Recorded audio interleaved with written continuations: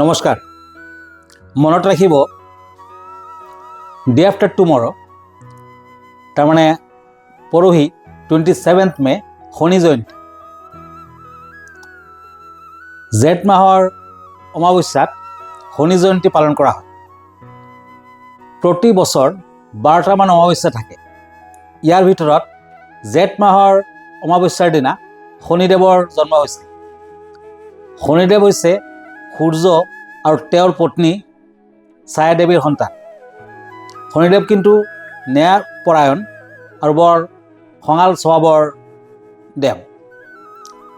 গতিকে আপুনি যদি অন্যায় কৰে, বেছিকৈ মিছা কথা আদি কৈ থাকে, যদি বিভিন্ন ধৰণৰ আপুনি মানুহক যন্ত্ৰণা দিয়ে আৰু যদি চোৰ ডকাইত নতুবা বিভিন্ন ধৰণৰ অন্যায় কাম কৰি থাকে, তেতিয়া কিন্তু শনিদেৱৰ কোপত দৃষ্টি আপোনাৰ ওপৰত পৰিব পাৰে।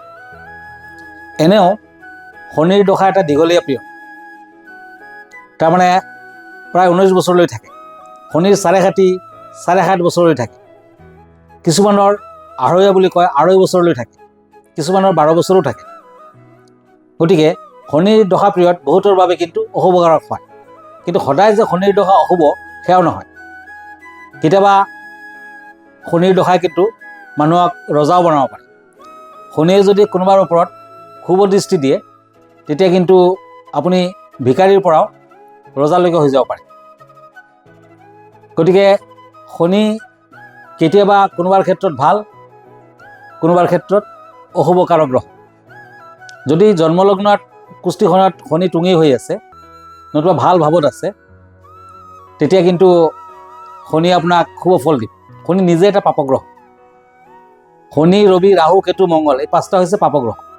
যদি শনি পাপগ্ৰহ হোৱাৰ পাছতো বেলেগ পাপগ্ৰহত দৃষ্ট হয়, তেতিয়া কিন্তু কিছু অশুভ। আৰু শনি তুলা ৰাশিত টুঙি হয়, মেষ ৰাশিত নিচস্ত হয়। গতিকে অহা 27 মে মঙলবাৰ দিনা আপুনি শনি মন্দিৰত যোৱা কৰক। নীলা বৰ্ণৰ কাপোৰ কানি নতুবা ব্লেক কালাৰ ড্ৰেছ পিন্ধি কেনে আপুনি শনি মন্দিৰত আগবাঢ়ক। এগছি চাকি দিব, মিঠাতেলৰ চাকি দিব পাৰে, অকণমান ক'লা তিল দি ল'ব চাকি গছত, আৰু ক'লা হলিতেৰে চাকি গছ আগবঢ়াওক। যদি 8টা চাকি দিব পাৰে, 8 গছিমান চাকি দিব পাৰে, তেতিয়া বেছি ভাল, কাৰণ শনিৰ সংখ্যা হৈছে 8। আৰু লগত নীলা কাপোৰত নতুবা ক'লা কাপোৰত কেইটামান ফ্ৰুটছ বান্ধি ল'ব, শনিদেৱক আগবঢ়াব, দক্ষিণা আদি আগবঢ়াব আৰু শনিৰ মন্ত্ৰ মাতিব। ওম ঐং হ্ৰীং শ্ৰীং শনেশ্বৰায় নমঃ। আকৌ এবাৰ কৈছোঁ, ওম ঐং হ্ৰীং শ্ৰীং শনেশ্বৰায় নমঃ। এই মন্ত্ৰটো আপুনি যিমানবাৰ পাৰে মাতক, মিনিমাম 8 বাৰ আপুনি মাতিবই লাগিব। তাৰ পাছত আপুনি শনিদেৱক সেৱা কৰক। শনিদেৱক সেৱা কিন্তু আপুনি চিধা কৰিব, শনিৰ চকুৰ ফালে নাচাব, মূৰ নোদোৱাব। তাৰ পাছত পিছফালে আৰু ঘূৰি নাচাব, চিধা ঘৰলৈ গুচি আহক।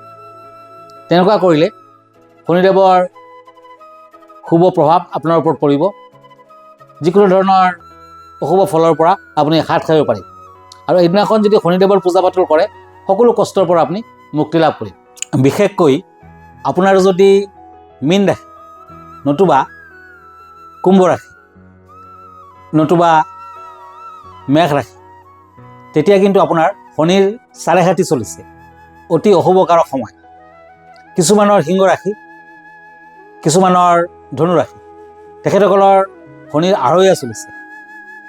ই বৰ অশুভকাৰক সময়। গতিকে আপোনালোকে শনি জয়ন্তীৰ দিনা শনি মন্দিৰ দৰ্শন কৰিবলৈ নাপাহৰিব, নিশ্চয় ফল লাভ কৰিব পাৰিব। ধন্যবাদ, নমস্কাৰ।